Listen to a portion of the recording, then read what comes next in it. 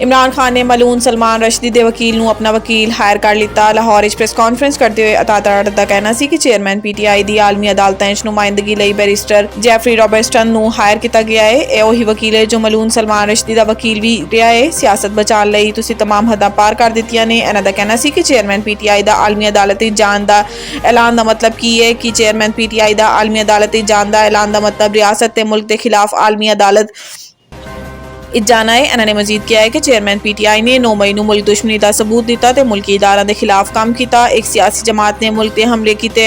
अता तारड़ का कहना है कि 9 मई के वाक़यात तुहाडा भांजा तुहाडी बहना ते तुहाडा पूरा खानदान मुलविस है। क्या कोई अपनी सियासत नूं बचाने लई इस हद तक जा सकता है?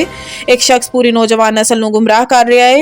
रहनुमा मुस्लिम लीग नून का कहना है कि अज मुल्क विच लोग महंगाई तो तंग ने। 4 साल तुसीं एक ईंट नहीं लाई। चेयरमैन PTI फितना है ते पाकिस्तान नाल इकट्ठे नहीं रह सकते। महंगाई बिजली तो जायद बिल अज मुल्क भर शटडाउन हड़ताल। कराची लाहौर ते पेशावर समेत मुल्क के मुख्तलिफ छोटे वड्डे शहरां दुकानां ते कारोबारी मराकज़ बंद ने।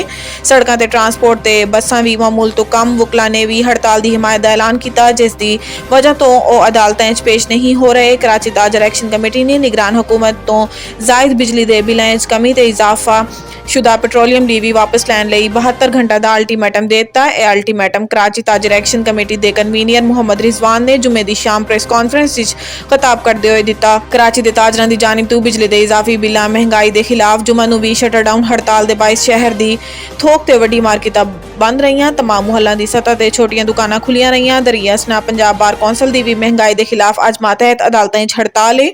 मकामी वकील नाजिया नवाज के घर से फायरिंग के मुलविस मुलजिमान भी गिरफ्तार करने का मुतालबा कर दिता गया। साइफर केस FIA की मुखालफत। चेयरमैन PTI की दरखास्त जमानत समात मुलतवी। साइफर केस चेयरमैन PTI की दरखास्त जमानत समात स्पैशल सीक्रेट कोर्ट के जज अबुल हसनात जुल्करनैन ने इन कैमरा की। जराए के मुताबिक चेयरमैन PTI के वकील बाबर ऐवान ते सलमान सफदर ने दरखास्त जमानत दलाइल दिते ते सलमान सफदर का कहना है कि चेयरमैन PTI के वकला लई अटक जेल रुकावट पैदा ना की जाए। अटक जेल जद भी गए तो वकला की 1.5 किलोमीटर पैदल चलना पैंदा है। अटक जेल ट्रायल के खिलाफ दरखास्त दायर है। दौरान समात शाह महमूद कुरैशी के वकील अली बुखारी भी अदालत पेश होए तो क्या है कि अपने मुवक्किल की दरखास्त जमानत दलाइल अज ही देना चाहता वा।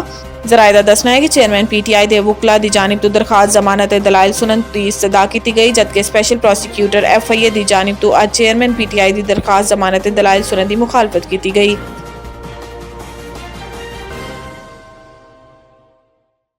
परवेज इलाही नूं घर ना पहुंचाने ते तौहीन अदालत की दरखास्त। दोबारा गिरफ्तारी भी चैलेंज। पाकिस्तान तहरीक इंसाफ के सदर ते साबिक वजीर आला पंजाब की अहलिया कैसरा इलाही की जानिब तो लाहौर हाई कोर्ट चौधरी परवेज इलाही नूं बाहिफाजत घर ना पहुंचाए जाने ते तौहीन अदालत की दरखास्त दायर की गई जिदे ते DIG ऑपरेशंस DIG इन्वेस्टिगेशन ते SP सिक्योरिटी हाई कोर्ट नूं फ्रीक बनाया गया।